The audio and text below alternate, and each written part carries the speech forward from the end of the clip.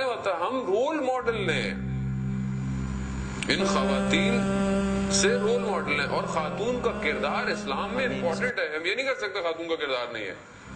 خواتین نے اپنا بھرپور کردار صدر اسلام میں ادا کیا، چاہے وہ جنگیں تھیں، چاہے وہ گھروں کے اندر، شہروں کے اندر، چاہے وہ تربیت تھی. آپ کو سارے اصحاب اور مجاہد جب باہر نظر آتے ہیں تو یقیناً گھروں میں سکون تھا تو یہ بات ہے. اور یہ خواتینوں کے کمالات تھے صدر اسلام کی کہ انہوں نے ایسی تربیت کی، ایسے ماحول دی. اور بہترین مصداق انہی خواتین کی کربلا میں نظر آتی ہے کہ کس طرح انہوں نے جو ہے وہ خیموں کے اندر رہتے ہوئے ان سخت حالات میں بھی اپنے اس وجود کو قائم رکھا.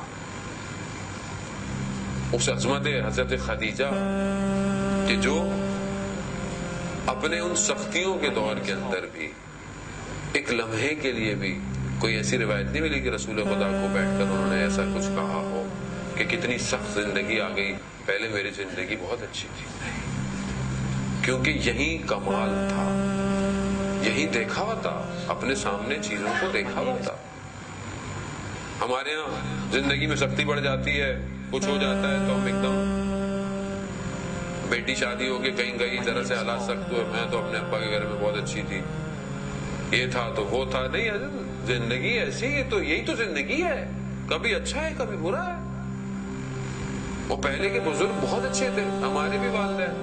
جب بہنوں کی شادی ہو تو بیٹا آپ جنازے گھر میں آئیں گے، اس سے پہلے گھر نہیں آنا. جب آپ یہ ذہن میں ڈال دیں تو وہ اپنے گھر کو بناتی ہے، بگاڑتی نہیں ہے.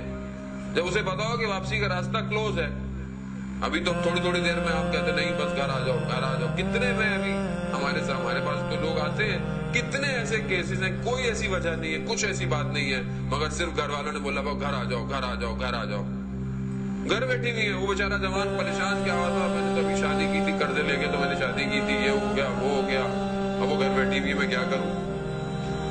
ماں کے گھر بیٹھی ہے، صحیح ہے، میرے گھر آتی ہے تو دورے پڑنے شروع ہو جاتے ہیں. وہ گھر ایک دوست ہمارے کہنے لگے بیچارہ جوان کہ میرے گھر آتی ہے تو میری ماں سے مشکل ہے، اس کو پتہ نہیں کچھ ہونا شروع ہو جاتا ہے. اب وہ بیچارے کی ایک ماں ہے، ایک ہی بیٹا ہے، اور ماں بھی ویل چیئر پہ. وہ کہہ رہا ہے آغا صاحب میں بتائیں ماں کو کس کو دوں. یہ ظلم ہے عزیزان محترم. یعنی وہ ماں جس نے ساری زندگی پالا ہے، اس کو اس قابل کیا ہے، وہ شادی کے بعد اس کو کیا وہاں چھوڑ دے، کسی اولڈ ہاؤس کے اندر چھوڑ دے. یہ تربیت ہے، یہ اسلام نے سکھایا ہے. آج کی جوان لڑکیاں، ہماری مائیں بہنیں آتی ہیں، ہمیں الگ گھر چاہیے، ہمیں یہ چاہیے، وہ کون تربیت کر رہا ہے ان کی؟ میں نہیں کر رہا تو کون کر رہا ہے؟ بولے نہیں ہم تو نہیں کر رہے، تو میرے ٹی وی ڈرامے کر رہے ہیں. تو نہ دکھائیں آپ اتنے ٹی وی ڈرامے اپنی بیٹیوں بچیوں کو، تو خود بیٹھے ہوئے دیکھ رہے ہیں، وہ کیوں نہ دیکھیں؟ وہ ڈرائیو کر رہا ہے سوسائٹی کو. یہ فقدان ہوا ہے عزیزان محترم. چند ماہ نہیں ہوتے ہیں لڑکیاں گھروں میں، یہ بہت زیادہ ہو گیا ہے. یہ پہلے ہوتا تھا مطلب ایک انسان نے کوئی زندگی گزار لی کو 12-15 سال تو وہ بھی تعجب کرتا تھا، 15-20 سال بعد ایسی کیا بات ہو گئی کہ انسان ڈائیورس لے رہا ہے. لیکن ابھی تو 3-4-6 مہینے ہوتے نہیں ہے ڈائیورس. اور وہ ہر چیز وعلیکم السلام، اس چیز ہر چیز کیا ہو گئی، ڈسپوزیبل ہے. وہ لڑکی کو پتا ہے کہ آج 6 مہینے تھے، وہ کل کہیں اور 6 مہینے، کل کہیں 6 مہینے اور. یہ رشتے ہیں، یہ تربیت ہے، یہ اسلام ہے. کیوں؟ کیونکہ ہم نے اپنے گھروں کے اندر ان خواتین کی سیرتوں کو اجاگر نہیں کیا.